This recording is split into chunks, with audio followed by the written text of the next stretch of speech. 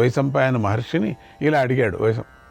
ఓ మహాముని, కృపాచార్యుడు ఎలా జన్మించాడు? ఆయన రెల్లు పొదలో ఎలా పుట్టాడు? శస్త్రస్త్ర విద్యలను ఎలా నేర్చుకున్నాడు అని అడిగాడు. అప్పుడు వైశంపాయనుడు ఇలా చెప్పాడు. ఓ మహారాజా, గౌతమ మహర్షికి శరద్వంతుడు అనేటువంటి కుమారుడు ఉండేవాడు. శరద్వంతుడు అనేవాడు. అతడు రెల్లుగడ్డిలో పుట్టాడు. గౌతముడు ఎంతగా ప్రయత్నించినా కూడా శరద్వంతుడు వేదంలో కంటే ధనుర్వేదంలోనే ఎక్కువ ఆసక్తి కుతూహలం చూపించేవాడు. ఇక్కడ శస్త్రస్త్ర అభ్యాసం, శాస్త్రాభ్యాసం. శాస్త్రాభ్యాసానికన్నా శస్త్రస్త్ర అభ్యాసం చాలా బాగా ఉండేది. తపస్సు ద్వారా బ్రహ్మచారులు వేదజ్ఞానాన్ని పొందినట్లుగా శరద్వంతుడు కూడా తపస్సు ద్వారానే సమస్త శాస్త్రాస్త్ర విద్యలను పొందాడు. అతడి శాస్త్రాస్త్ర బలాన్ని, తపస్సును చూసి ఇంద్రుడు భయపడిపోయాడు. శాస్త్రాలు శస్త్రాస్త్రాలు అన్నీ నేర్చుకున్నాడు. భయపడిపోయాడు ఇంద్రుడు కూడా. జానపది అనేటువంటి ఒక దేవకన్యను పిలిచి ఆయన తపస్సుకు విఘ్నం కలిగించు అని ఆజ్ఞాపించి పంపించాడు. జానపతి శరద్వంతుడి ఆశ్రమానికి వచ్చింది. అప్పుడు ఆయన ధనస్సు బాణాలు పట్టుకొని ఉన్నాడు. ఆ జానపది ఆయనను సమీపించి కామమోహితుడిని చేసింది. శరద్వంతుడిలో లోభాన్ని రేకెత్తించింది. ఆయన చేతిలోని ధనస్సు బాణాలు జారవిడిచి మనస్సును ఆమెపై లగ్నం చేశాడు. మొత్తం మోసపోతున్నాడు ఇక్కడ. అప్పుడు ఆయన మనస్సులో కామ వికారం కలిగింది. అయినా గొప్ప శక్తి, తపశ్శక్తి కలవాడు కావటంతో నిగ్రహించుకున్నాడు. వెంటనే తేరుకున్నాడు. ఎప్పుడైతే ఆ మహర్షి మనస్సులో వికారం కలిగిందో అప్పుడే ఆయన రేతస్సు పతనమైపోయింది. దానిని ఆయన గమనించలేదు కూడా. ఇక ఆ మహర్షికి అక్కడ ఉండబుద్ధి కాలేదు. ధనుర్బాణాలను విడిచిపెట్టాడు. కృష్ణాజినాన్ని వదిలిపెట్టాడు. ఆశ్రమాన్ని, అప్సరసను విడిచి అక్కడి నుంచి వెళ్ళిపోయాడు. తరువాత రెల్లు పొదలో పడినటువంటి ఆ రేతస్సు 2 ముక్కలైంది. ఆ భాగాల నుండి ఒక పుత్రుడు, ఒక కన్య పుట్టారు. ఆ సమయంలో శంతను మహారాజు వేటాడుతూ సైన్యంతో కలిసి ఆ ప్రాంతానికి వచ్చాడు. సైనికులలో ఒకడు ఆ పిల్లలిద్దరినీ చూశాడు. అక్కడ ఉండేటువంటి 2 పిల్లలు, కవల పిల్లలు. అక్కడ పడి ఉన్నటువంటి ధనుర్బాణాలను కూడా, కృష్ణాజినాన్ని చూశారు. విలువిద్య విద్వాంసుడైనటువంటి ఏ మునికో ఈ పిల్లలు పుట్టారని గ్రహించాడు. వీళ్ళు మహత్తరమైనటువంటి పిల్లలు, సాధారణం కాదు. ఏ విలువిద్య నేర్చుకున్నటువంటి మునికో పుట్టినటువంటి వాళ్ళు వీళ్ళు, రెల్లుగడ్డిలో పడిన వాళ్ళు. అప్పుడు వాళ్ళిద్దరిని ఎత్తుకొని మహారాజు వద్దకు తీసుకొని వచ్చాడు. అక్కడ పడి ఉన్నటువంటి వస్తువులను మహారాజు చూపించాడు. ఇవన్నీ వస్తువులు పడ్డాయని. మహారాజు ఆ పిల్లలిద్దరినీ ఇంటికి తీసుకొని వచ్చాడు. ఇంటికి వచ్చిన వారందరికీ కూడా ఆ బిడ్డలు నా బిడ్డలే అని చెప్పాడు. వారిని పోషిస్తూ, పెంచుతూ చక్కగా అన్ని సంస్కారాలను జరిపించాడు. అటు శరద్వంతుడు మరొక చోట ఆశ్రమాన్ని నిర్మించుకొని ధనుర్వేదాన్ని అభ్యాసం చేశాడు.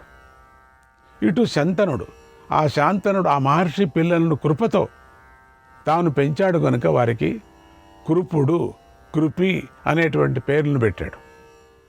ఒకనాడు శరద్వంతుడు తన తపశ్శక్తితో తన సంతానం శంతను మహారాజు రక్షణలో ఉందని తెలుసుకొని ఆనందించాడు. అట్లా వదిలిపెట్టి వెళ్ళిపోయినట్టు మని ఇప్పుడు ఆనందించాడు. కనిపెట్టాడు ఎక్కడున్నారు తన పిల్లలు అని.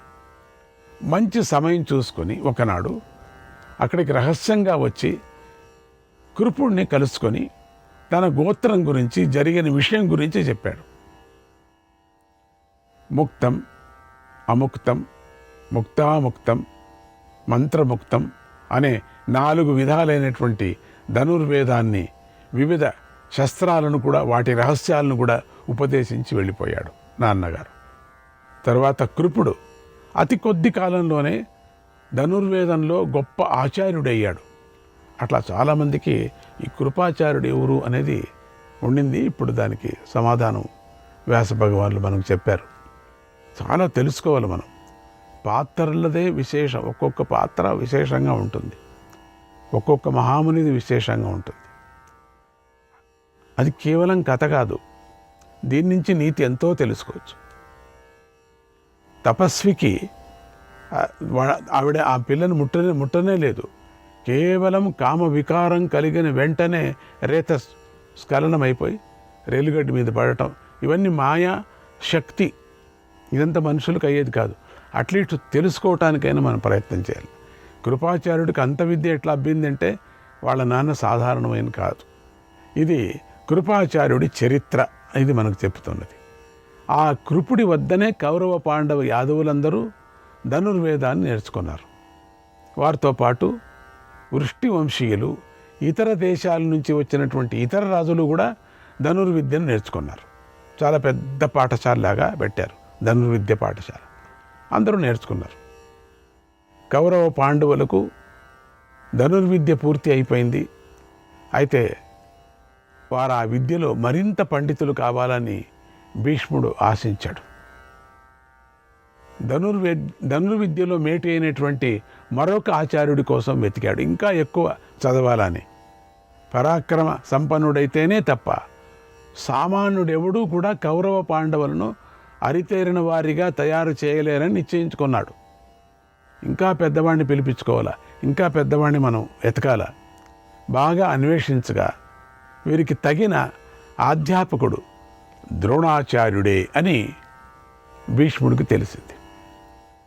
ఆ ద్రోణుడు భరద్వాజ వంశంలోని వాడు, బుద్ధివంతుడు, నానా అస్త్రాలను తెలిసినటువంటి వాడు. ఆ ద్రోణుణ్ణి భీష్ముడు రప్పించి పూజించి ఆయనకు కౌరవ పాండవులను శిష్యులుగా చేశాడు ద్రోణాచార్యుడు. అంటే ఇక్కడ ఇద్దరు గురువులు. ఇద్దరు శిష్యులు ఎవరు? కౌరవ పాండవులు. ఇద్దరు గురువులు, ఇద్దరు కృపాచార్యుడు, మరి రెండవది ఇప్పుడు వచ్చేటువంటి ద్రోణుడు. దేవతల వంటి శక్తి గల ఆ ద్రోణుడు భీష్ముడి సత్కారాలను అందుకొని ఎంతో సంతోషించాడు. చాలామందికి ఈ ద్రోణుడు ఎవరో అని తెలీదు, ఇప్పుడు అర్థమైంది. మరి అటు చూసినప్పుడు కౌరవ పాండవులను శిష్యులుగా గ్రహించాడు తాను. సంపూర్ణంగా వారికి ధనుర్వేదాన్ని బోధించాడు. అతి కొద్ది కాలంలోనే కౌరవ పాండవులు సమస్త శస్త్రాస్త్రాల్లోనూ నేర్పును గడించారు. శస్త్రాస్త్రాల్లోనూ అన్ని చోట్ల కూడా అన్నాడు వైశంపాయన మహర్షి. ద్రోణుడి జన్మ కథ ఇలా సంక్షిప్తంగా సాగిపోతుంటే జనమేజయుడికి రుచించలేదు. వివరంగా తెలుసుకోవాలనిపించి సూక్ష్మంగా చెప్తే ఈయనకు అనిపించదు, వివరణంగానే చెప్పాలట. వివరంగా కూడా రాశారు ఆయన. రాసిన ఆయన కూడా గణపతి కదా, వివరంగా రాశాడు. ఇది చిక్కుగా ఉంటుంది కథ అని చెప్పేసి ముందుగానే నేను చెప్పే ప్రతి శ్లోకానికి అర్థం తెలుసుకొని, స్పెషల్ అర్థం, విశేషార్థం తెలుసుకొని రాయి నువ్వు అన్న. మొదట్లో షరత్తు పెట్టాడు గణపతి, జ్ఞాపకం ఉందా మీకు? ప్రారంభంలో నేను కలం ఎత్తే లోపల మీరు చెప్పకపోతే కలం పారేసి వెళ్ళిపోతాను అన్నాడు. అంటే కంప్యూటర్ కన్నా స్పీడు, అటువంటి స్పీడు. ఆ రాస్తూ రాస్తూ రాస్తూ అప్పుడేం చేసి ఇంకొక కిటుకు పెట్టాడు. ప్రతి ఒక్క శ్లోకము చాలా కిటుకుగా ఉంటుంది, చాలా క్లిష్టంగా ఉంటుంది. ఒక్కొక్క శ్లోకంలో 4 లైన్లో 8 లైన్లు 9 లైన్లలో 2 అక్షరాలకు ఒక్కొక్క అర్థం ఉంటుంది. అవన్నీ తెలుసుకోవాలి నువ్వు అన్నీ ఇరకాటంలో పెట్టేశాడు. గణపతికి అనిపించింది, అసలు నేనే ఇరకాటం పెడితే నాకు ఇరకాటం పెట్టాడు, బాగలే, బొలే బొలే బొలే బాగుంది అని చెప్పి ప్రతి శ్లోకము అర్థం తెలుసుకొని విశేషార్థం వేరే తెలుసుకోవాలట. తెలుసుకొని రేపు పొద్దున మనకు కావాలి కదా అది రాసేవాడు, తెలుసుకునేవాడు. నువ్వు తెలుసుకుంది రాయి అక్కడ అనేవారు. ఈయన చెప్పింది కాక ఒక శ్లోకం మాత్రం చెప్పేవాడు, చెప్పడం కూర్చోవటం అంతే. ఆయన విశేషంగా కూడా రాసుకొని వెళ్ళాడు మన గణపతి. ప్రతి దానికి దాని విశేష అర్థం ఏమిటని రాశారు. అది కదా కావాల్సింది మనకు. వివరంగా తెలుసుకోవాలనిపించిందట. మహర్షిని ఇలా అడిగాడు, ఓ మహర్షి, ఆ ద్రోణుడు ఎలా జన్మించాడు? ఆయన అస్త్ర విద్యను ఎలా నేర్చుకున్నాడు? హస్తినాపురానికి ఎలా వచ్చాడు? ఆయన ఎవరి పుత్రుడు? విలువిద్యలో మేటి అయినటువంటి అశ్వత్థామ ఆయనకు పుత్రరత్నంగా ఎలా పుట్టాడు? ఇదంతా వినాలని ఉంది అని అడిగాడు. ముందు వస్తాడు ఇంకొక పరిచయం చేస్తున్నారు అప్పుడే, ఇంకా నాటకం రాకముందే తెరలోనే చేసేశారు. వైశంపాయనుడు ఇలా చెప్పాడు. ఎన్నో అప్పుడే 100 కొద్దీ వచ్చారు యాక్టర్స్. ఇంకొత్త యాక్టర్ వస్తున్నాడు. పూర్వం గంగాద్వారంలో ఒక మహర్షి ఉండేవాడు. ఇప్పుడు ఆయనది, ఇప్పుడు స్క్రీన్ లేచింది, ఆయనది ప్రారంభమైంది. ఆయన పేరు భరద్వాజుడు. ఆయన నిత్యము కఠిన తపోవ్రతాలను ఆచరిస్తూ ఉండేవాడు.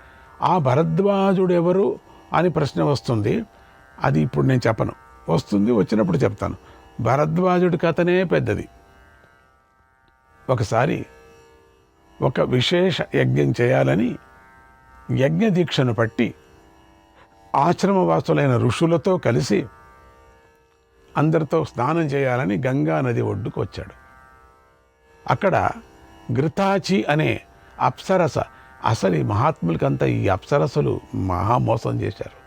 వాళ్ళకి అంటే రావాల్సిందే లేదని కాదు, సాధారణమైన మనుషులు కాదు కదా, అప్సరసలు అప్పుడు తిరిగేవాళ్ళు.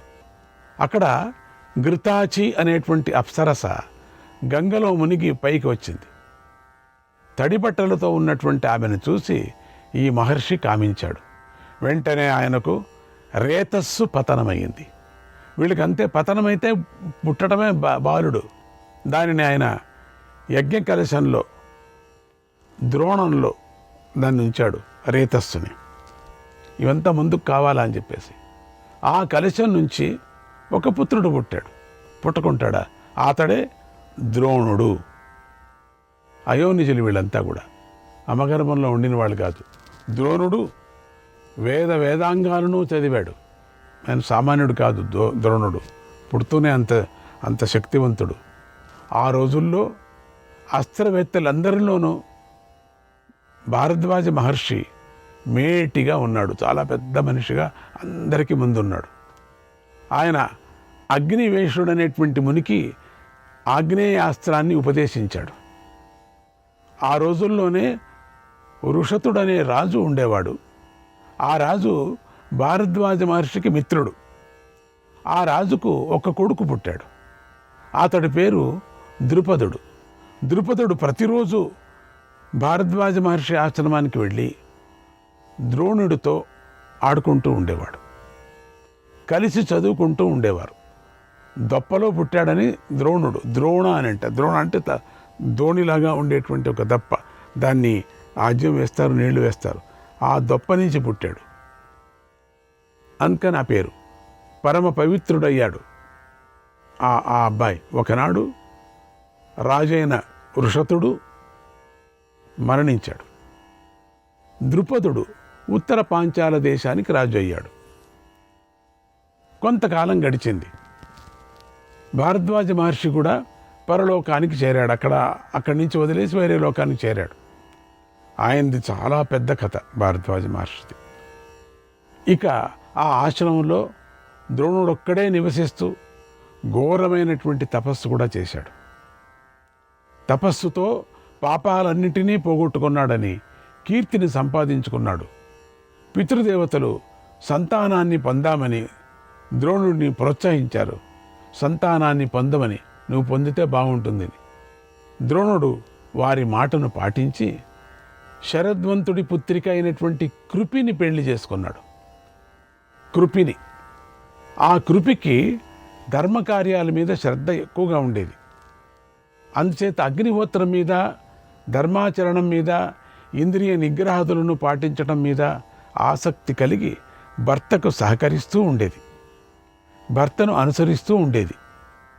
ఆ కృపి ద్రోణుడి నుండి అశ్వత్థామ అనే పుత్రుణ్ణి కన్నది. ఇంకొక పరిచయం వచ్చేసింది. వాడు పుడుతూనే ఉచ్చైశ్రవం, గుర్రం సకిలించినట్లుగా అరిచాడట. ఈ అని అరుస్తుంది కదా, గాడిద అరిచినట్టు, అది అరిచింది. ఆ ధ్వనిని విని ఆకాశవాణి ఈ బాలుడు శబ్దం చేస్తుంటే ఆ శబ్దం అన్ని దిక్కుల నుంచి గుర్రపు సకిలింతలాగానే వినిపిస్తుంది. అందుచేత ఈతడు అశ్వత్థామ, ఇంకోడొచ్చాడు మనకు, అనే పేరుతోనే ప్రసిద్ధుడవుతాడు అన్నది. ద్రోణుడు ఆ కుమారుణ్ణి చూసుకొని ఎంతో ఆనందించాడు.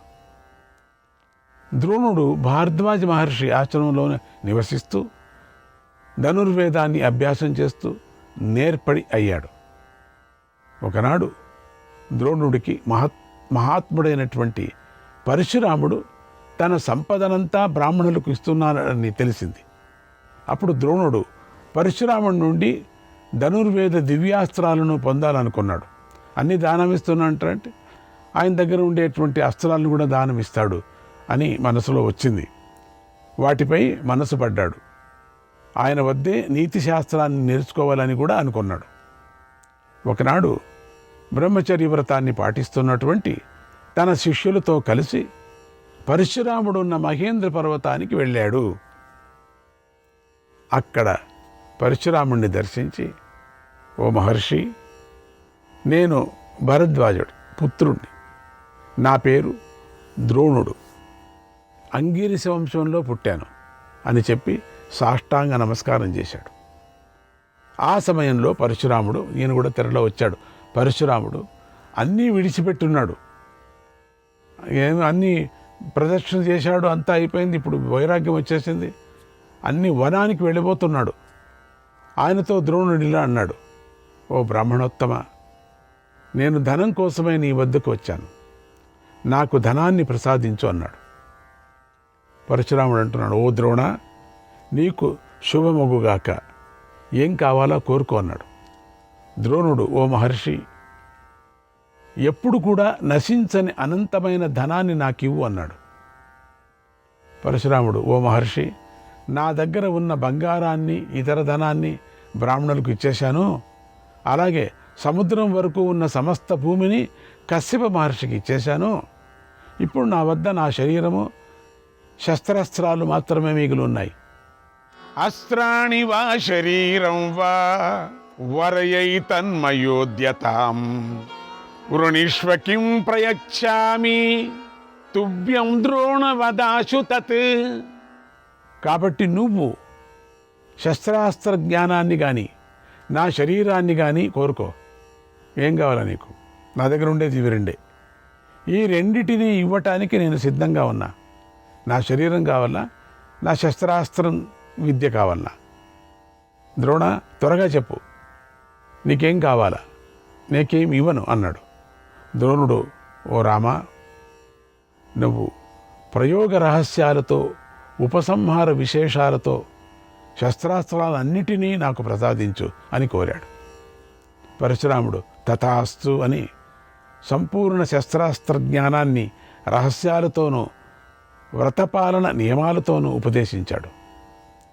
ద్రోణుడు సంపూర్ణంగా ధనుర్వేదాన్ని అందుకొని ఆచార్యుడే అస్త్ర విద్యలో నిష్ణాతుడయ్యాడు. ఎంతో సంతోషించి తన పరమమిత్రుడైన ద్రుపదుడి వద్దకు వెళ్ళాడు. శ్రీకృష్ణాయ పరమాత్మనే నమః. ద్రోణుడు ద్రుపదుడి వద్దకు వెళ్ళి, రాజా, నేను నీ బాల్యమిత్రుణ్ణి, నిన్ను చూడాలని వచ్చాను, ఒకే చోట ఉన్నాం కదా, అప్పుడు నీతో మాట్లాడాలని వచ్చాను అని ప్రేమగా మాట్లాడుతుంటే ద్రుపదుడు సహించలేకపోయాడు. ఆ మాటలు వినలేకపోయాడు. అతడి కోపం వచ్చింది. అతడి కన్నులు ఎర్రగా అయిపోయాయి. ఎవర్రా నువ్వు నాకు స్నేహితుడు? ఐశ్వర్య మదంతో గర్వించి ఇలా అన్నాడు, ఓ బ్రాహ్మణ, నీ బుద్ధి సంకుచితమైన బుద్ధి, నీకు ఇంకా వికసించలేదు. శ్రీకృష్ణాయ పరమాత్మనే నమః.